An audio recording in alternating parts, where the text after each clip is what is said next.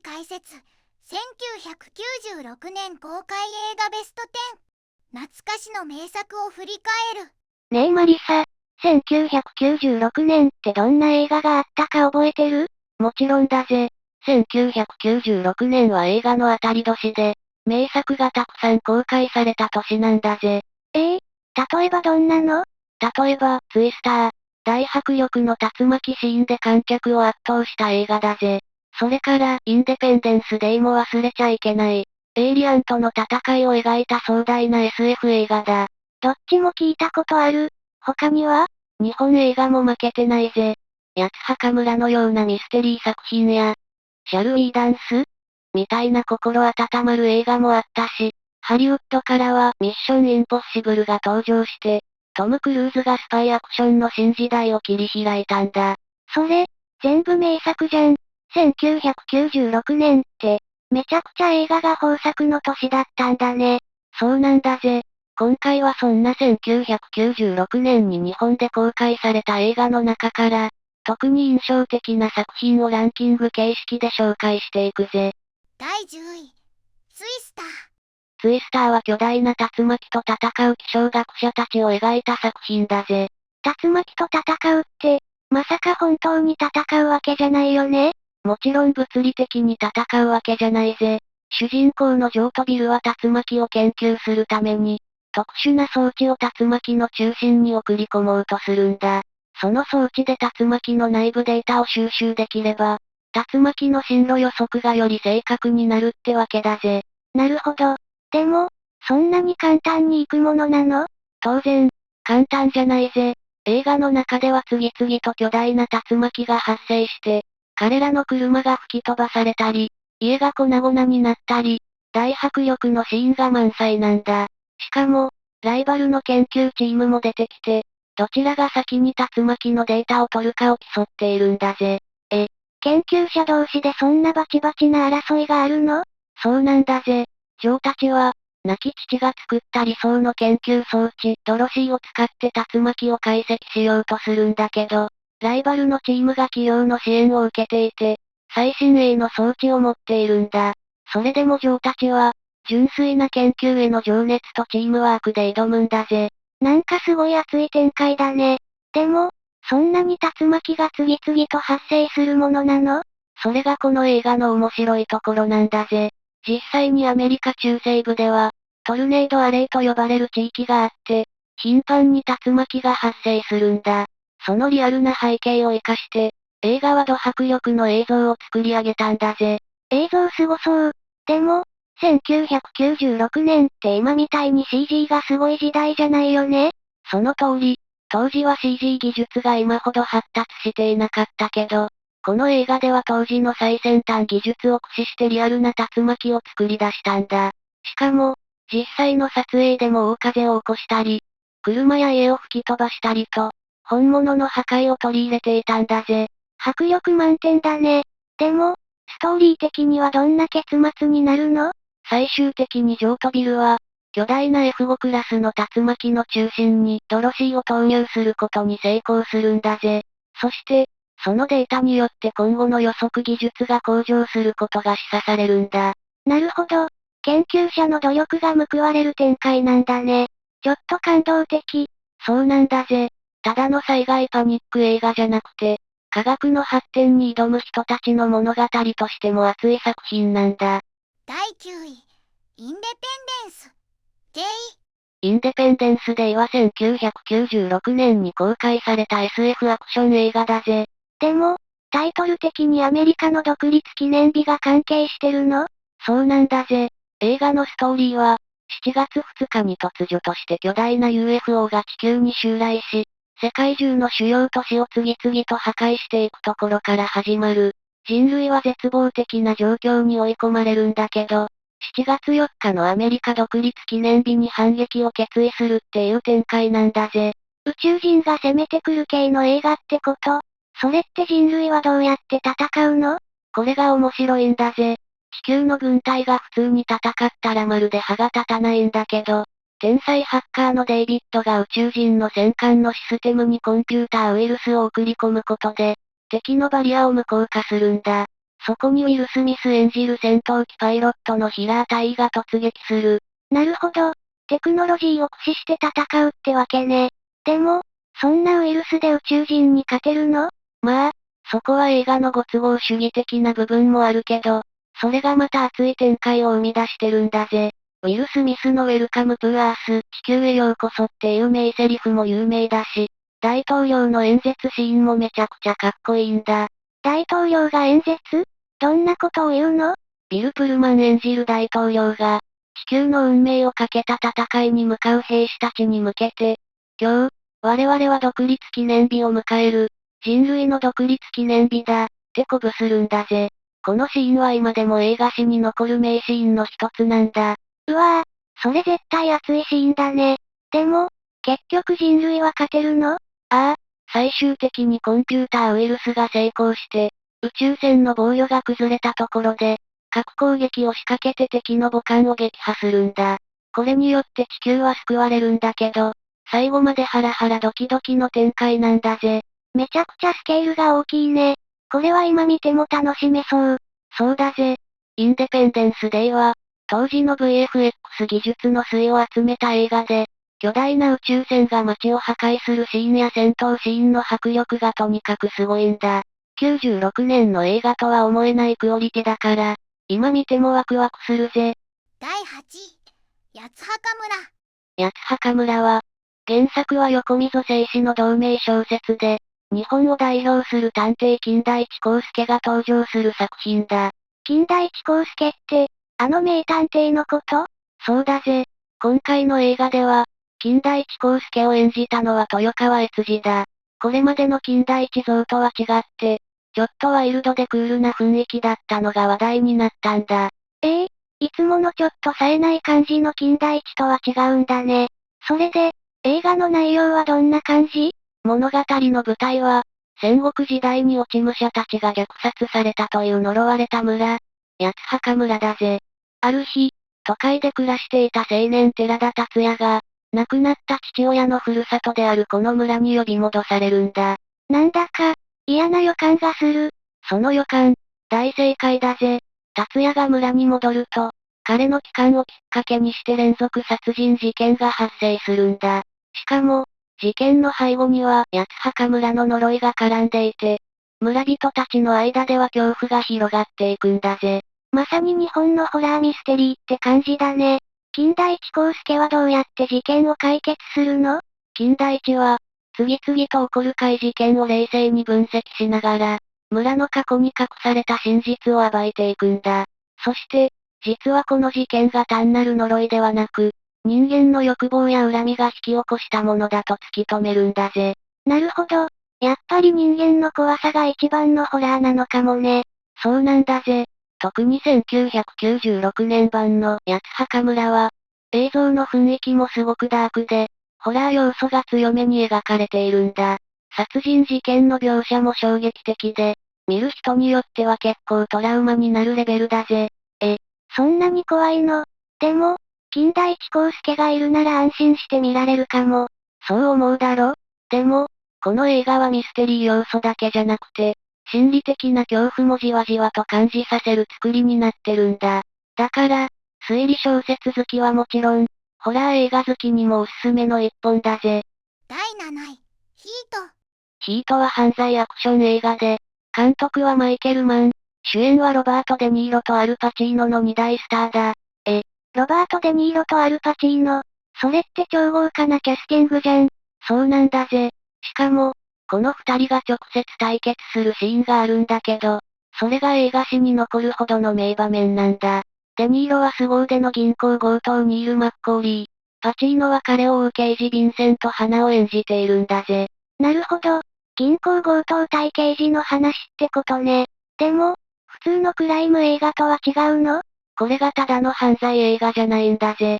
ニールは冷徹な犯罪者だけど、仲間を大切にするプロフェッショナル。一方のヴィンセントは正義感が強いけど、家庭を犠牲にしてまで犯罪者を追う男なんだ。この二人の生き様が対比されて、単なる警察と犯罪者の戦い以上に、深い人間ドラマが描かれているんだぜ。単純に悪対正義ってわけじゃなくて、それぞれに信念があるってことね。そうなんだぜ。しかも、映画のクライマックスには、ロサンゼルスの街中で繰り広げられる銃撃戦があるんだけど、これがまたすごいんだ。リアルな銃撃音と臨場感のある演出で、まるで自分がその場にいるような気分になるんだぜ。それって本物の銃撃戦みたいに聞こえるの？ああ、実際に役者たちは軍事トレーニングを受けていて、銃の扱い方や動きがめちゃくちゃリアルなんだ。特に銀行強盗のシーンは、実際の警察の訓練映像と比べても遜色ないレベルなんだぜ。すごいこだわりだね。でも、それだけじゃなくてストーリーも面白いんでしょ？もちろんだぜ。この映画の最大の見どころは、ニールとヴィンセントがついに直接対峙するシーンだな。二人は敵同士なんだけど、お互いの生き方を理解しているんだ。だから、カフェで静かに語り合うシーンがあるんだけど、それがめちゃくちゃ印象的なんだぜ。そんなシーンがあるの？普通の刑事物だったら、すぐに逮捕しようとしそうだけど、それがこの映画の奥深いところなんだぜ。ヴィンセントはニールを捕まえようとしているし、ニールもヴィンセントを振り切ろうとしている。でも、互いに尊敬し合っている部分もあって、次に会った時は決着をつけるって約束するんだ。なんか切ない関係だね。そうなんだぜ。最終的に二人は空港の滑走路で最後の対決を迎えるんだけど、その結末がまた感動的なんだ。この映画はただの犯罪映画じゃなくて、運命に翻弄される男たちの生き様を描いた名作なんだぜ。第6位、イレイザー。主演はアーノルド・シュワルツェネッガーだぜ。政府の承認保護プログラムを担当するエージェントが、陰謀に巻き込まれながらも承認を守るために戦うストーリーなんだ。シュワちゃん主演ってことは、ド派手なアクション満載ってことだね。その通りだぜ。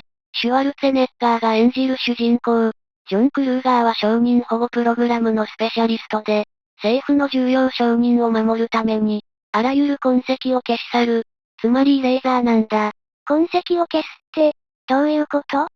例えば、承認の過去の記録を完全に消去して、全く新しい身分を与えることで、敵から逃がすんだ。でも、その過程で敵に狙われたり、裏切り者が出たりして、命がけの戦いが繰り広げられるんだぜ。それってもう、ただの承認保護じゃなくて、戦争みたいになりそうだね。そうなんだぜ。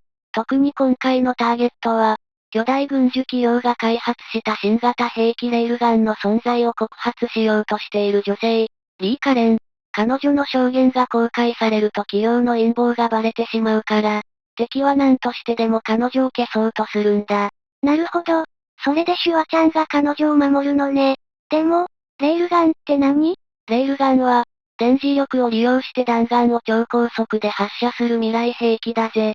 映画の中では、敵がこのレールガンを使って証人を抹殺しようとするんだけど、シュワちゃんがそれに立ち向かうんだ。うわぁ、それはめちゃくちゃ強そうな武器だね。どうやって対抗するの？ここがシュワちゃんのすごいところなんだぜ。普通ならそんなハイテク兵器には勝てないけど、クルーガーは圧倒的な身体能力と戦略で敵を翻弄するんだ。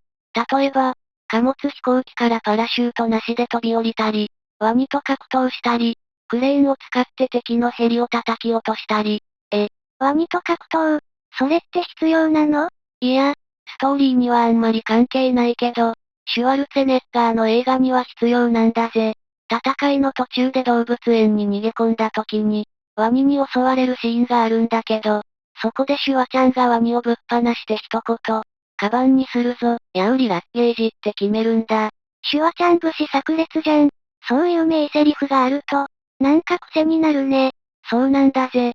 イレイザーは、ストーリーも面白いけど、シュワちゃんのかっこよさをとことん楽しめる映画なんだ。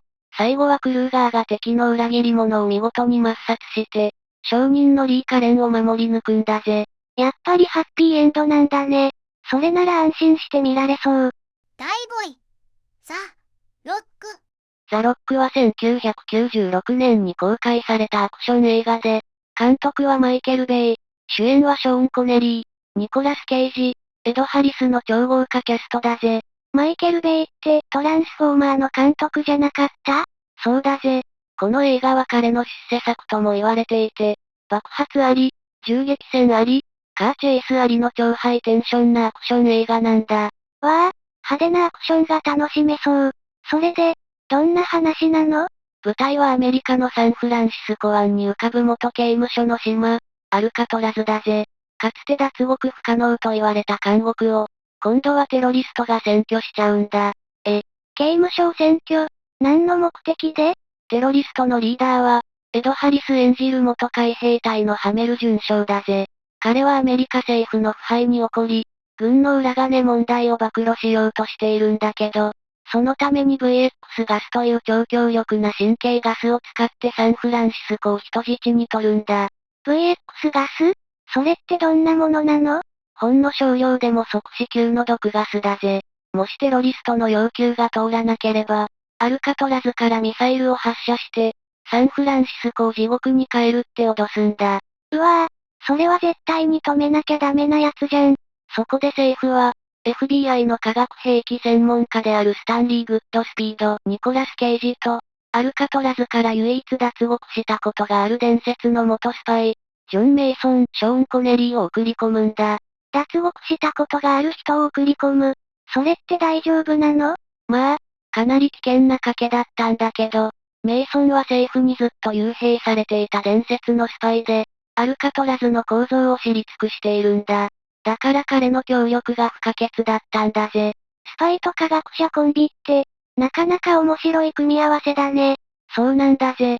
最初はお互いに反発するんだけど、次第にコンビとして成長していくんだ。そして、アルカトラズに潜入した二人は、次々と襲いかかるテロリストと激しい戦いを繰り広げることになる。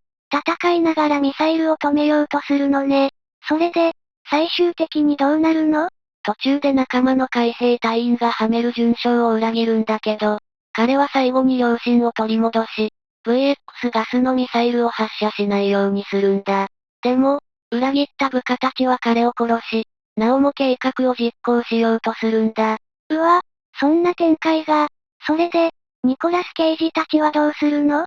グッドスピードは、最後のミサイルを止めるために命がけで突入し、ついに VX ガスの発射を阻止することに成功するんだ。そして、政府はアルカトラズを爆撃しようとするけど、彼は間一髪でシグナルを送り、攻撃を中止させるんだぜ。最後までハラハラする展開だね。めちゃくちゃ面白そう。そうだろ？この映画は単なるアクション映画じゃなくて、心理戦やチームワーク、信念を描いた深いストーリーも魅力なんだ。特にショーン・コネリーの渋さが際立っていて、彼のカリスマ性が全編に光っているんだぜ。第4位、シャルウィダンス。シャルウィダンスは1996年に公開された日本のヒューマンドラマ映画だぜ。監督は周防正幸、主演は役所広司、草刈民代、竹中直人、社交ダンスをテーマにした感動作なんだ。社交ダンスって、なんだか珍しいテーマの映画だね。でも、それがヒットしたの？大ヒットしたぜ。この映画はただのダンス映画じゃなくて、人生や人とのつながりを描いた作品なんだ。公開当時、日本国内だけじゃなく、海外でもめちゃくちゃ評価されたんだぜ。それはすごいね。どんなストーリーなの？主人公の杉山翔平、役所広司は、仕事も家庭も順調だけど、どこか満たされない中年サラリーマン。ある日、通勤電車から見える社交ダンス教室の窓際に佇む美しい女性、岸川舞、草刈民代に惹かれて、衝動的にダンス教室に入会するんだ。それって不倫とかじゃなくて？いやいや、そういうんじゃないぜ。最初は舞に惹かれて始めたダンスだけど、次第にダンスそのものの魅力にはまっていくんだ。そして、ダンスを通じて、人生に新たな喜びを見つけるっていう話なんだぜ。なんだかロマンチックだね。でも、ダンスなんて急に始めてうまくいくの？もちろん最初はボロボロだぜ。ダンス仲間の個性的なメンバーに支えられながら、杉山は少しずつ上達していくんだ。竹中直人が演じる同僚のダンス好きおじさん青木がめちゃくちゃいいキャラしてるんだぜ。竹中直人が出てるなら、絶対面白いでしょ。その青木さんってどんな人なの？青木は社交ダンスに人生を捧げたような男で、職場では変人扱いされてるけど、ダンスへの情熱は本物なんだぜ。杉山の良き指導役でもあり、彼が成長する手助けをするんだ。いいキャラだね。でも、奥さんにはダンスのことを話さないの？そこがポイントなんだぜ。杉山はダンスにのめり込むあまり、家族に隠して通い続けるんだ。でも、奥さんが不審に思って探偵を雇って調査を始めるんだよ。それって浮気を疑われてるの？そうなんだぜ。でも、実際はただ純粋にダンスを楽しんでいただけ。奥さんも真相を知って、最後は杉山の気持ちを理解するんだぜ。なるほど。ただのダンス映画じゃなくて、家族との関係も描かれているんだね。そうなんだぜ。最後のダンス大会のシーンは感動的で、杉山が成長した姿を見せてくれるんだ。そして、舞もまた、自分の中でくすぶっていた情熱を取り戻すんだぜ。いい話だね。タイトルの、シャルウィーダンスってそういう意味なの？そうだぜ。舞が杉山に言う決め台詞なんだ。ダンスを通じて人生を変えようっていうメッセージが込められているんだぜ。第3位、ゴジラ VS デストロイヤ。ゴジラ対デストロイヤは、平成ゴジラシリーズの最終作なんだぜ。ゴジラの最終作？それってゴジラが？そう。この映画はゴジラの死が描かれる衝撃的な作品なんだぜ。ゴジラが死ぬってどういうこと？そんなの今までの映画にはなかったよね？そうなんだぜ。この映画のゴジラはバーニングゴジラと呼ばれる状態になっていて、体が赤く光りながら内部の核エネルギーが暴走し始めているんだ。もしそのままエネルギーが爆発すれば、地球が壊滅するレベルの大惨事になるっていう設定だぜ。ゴジラ自身が爆発する。それはヤバすぎる。そこに登場するのが、今回の宿敵、デストロイヤだぜ。デストロイヤは、1954年の初代ゴジラが倒されたオキシジェンデストロイヤーの影響で生まれた最強の怪獣なんだ。それって初代ゴジラに関係する話なの？そうなんだぜ。オキシジェンデストロイヤーによって変異した微生物が巨大化し、ついにゴジラと戦う最強の怪獣デストロイヤーになったんだ。しかも、最初は小型の生物だったのに、次第に成長して最終的にはゴジラと同じサイズの巨大な姿になるんだぜ。それって進化するの？めちゃくちゃ強そう。その通り、デストロイヤーは飛行形態やクローでの攻撃、さらにはオキシジェンデストロイヤーの力を使って相手を溶かす必殺技を持っているんだぜ。ゴジラでさえも苦戦するほどの強敵なんだ。そんな強敵と、バーニング状態のゴジラが戦うのね。どうなるの？バーニングゴジラは圧倒的なパワーでデストロイヤーを追い詰めるんだけど、戦いの最中についに核エネルギーの暴走が限界を迎えるんだ。そして、ゴジラは、崩れ落ちながらついにその生涯を終えるんだぜ。ゴジラが、死んじゃうの？そんなの悲しすぎる。そうなんだ。でも、その最後の瞬間、ゴジラのエネルギーが地球を破壊するのを防ぐために、自らのエネルギーをジュニアに託すんだ。最終的に、ゴジラジュニアが成長して、新たなゴジラとして蘇るっていう展開になってるんだぜ。ジュニアが後を継ぐってこと？それなら少し救いがあるかも。そうなんだぜ。ゴジラの壮絶な死と、次世代への希望を描いたストーリーは、ファンの間でも伝説的なものになってるんだ。特にゴジラが溶けるように崩れ落ちるシーンは、涙なしでは見られない名シーンなんだぜ。第2位、セブン。セブンはアメリカのサスペンススリラー映画で、監督はデビッド・フィンチャー、主演はブラッド・ピットとモーガン・フリーマン。犯罪映画の傑作として今も語り継がれてるんだぜ。ブラッド・ピットにモーガン・フリーマン。それってめちゃくちゃ豪華なキャスティングじゃん。そうなんだぜ。特にこの映画は、ただのサスペンス映画じゃなくて、かなり衝撃的なストーリー展開と重いテーマを持っているんだ。衝撃的な展開？それってどういうこと？物語のテーマは7つの大罪だぜ。傲慢、強欲、嫉妬、憤怒、色欲、暴食、怠惰。この7つの罪に対応する猟奇殺人事件が次々と起こるんだ。そして、新人刑事ミルズ、ブラッド・ピットとベテラン刑事サマセット、モーガン・フリーマンが犯人を追うんだ。7つの大罪に合わせて殺人が起こる。それってもしかして、めちゃくちゃ残酷な事件なの？その通り、それぞれの殺人が異常なほど残忍で、例えば、暴食の犠牲者は、犯人に無理やり大量の食事を食べさせられて死亡。怠惰の犠牲者は1年間ベッドに縛られて衰弱し。って感じなんだぜ。それって見るのきつくない？確かにグロテスクなシーンも多いし、精神的に来る映画ではあるんだけど、単なるホラーじゃなくて、深いメッセージ性があるんだぜ。特に、犯人の目的が明らかになる後半の展開は、衝撃的すぎて鳥肌が立つレベルなんだ。犯人ってどんなやつなの？犯人はジョン・ブ・ケビン・スペイシー。彼は7つの題材に基づいた殺人を計画し、自分を神の道具として人々に罪を思い知らせようとしてるんだ。そして、物語のラストで最も衝撃的な事件が起こるんだぜ。まだ何かあるの？ラストは本当にヤバいぜ。犯人は自ら警察に出頭するんだけど、あと2つの罪が残っているって言って、刑事たちをとある場所へ誘導するんだ。そこで、宅配業者が届けた箱を開けると、何が入ってたの？ミルズ刑事の妻の生首だぜ。そんなのひどすぎる。しかも、それが嫉妬の罪に該当するんだぜ。犯人はミルズの幸せな家庭に嫉妬して、彼の妻を殺したんだ。そして、怒りに燃えたミルズがジョンブを撃ち殺してしまう。これが、憤怒の罪に該当するっていう、完璧な計画なんだぜ。そんな、全部犯人の計算通りだったってこと？そうなんだぜ。犯人は死んでも自分の目的を果たし、ミルズは絶望のどん底に叩き落とされる。映画は彼の呆然とした表情のまま終わるんだ。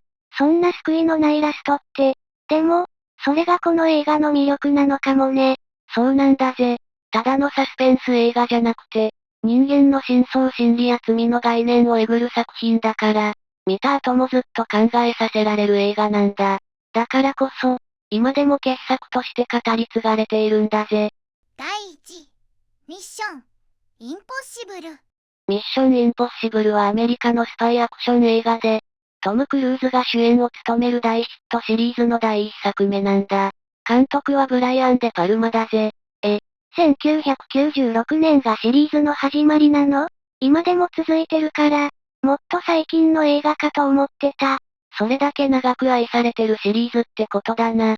しかも、トム・クルーズは今でも同じイーサン・ハント役を演じてるんだから、すごいことだぜ。確かに、それで、最初のミッションインポッシブルってどんな話なの？主人公のイーサン・ハントは、IMF インポッシブルミッションフォースという秘密組織のエージェントだぜ。ところが、ある作戦中に仲間が次々と殺されてしまい、イーサンだけが生き残るんだ。それってもしかして、イーサンが裏切り者だと思われる展開？まさにそうなんだぜ。CIA はイーサンが仲間を撃ったと疑い、彼を追い詰めるんだ。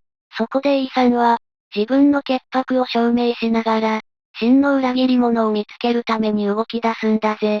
すごい緊迫感。スパイ映画らしい展開だね。そうなんだぜ。そして、この映画といえばやっぱりワイヤー効果のシーンが有名だろ？わかった。黒い服を着たトム・クルーズが、ワイヤーで宙吊りになりながら慎重に動くやつでしょ？そうそう。あのシーンは今でもスパイ映画の名場面として語り継がれてるんだぜ。イーサンが CIA の厳重な警備システムを突破してデータを盗み出すんだけど、ちょっとでも音を立てたら警報が鳴るから、一切のミスが許されない状況なんだ。ドキドキするね。しかも、トム・クルーズってスタントも自分でやってるんでしょ？その通り、この映画から、トム・クルーズは自ら危険なスタントに挑戦するスタイルを確立したんだぜ。だからこそ、アクションシーンにリアリティがあるし、観客もハラハラしながら楽しめるんだ。やっぱりトム・クルーズってすごいね。それで、最後はどうなるの？最終的に、イーサンは真の裏切り者を暴き、証拠を掴んで IMF の汚名を晴らすんだ。そして、ラストは高速列車の上でのアクションシーン。敵との戦いの最中、ヘリコプターまで登場して、とにかくスリル満点の展開なんだぜ。列車の上で戦いながら、ヘリまで来るの？それ、どうなっちゃうの？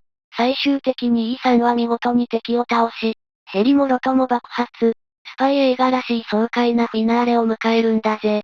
派手なアクションとスリル満点のストーリー。これは人気になるのも納得だね。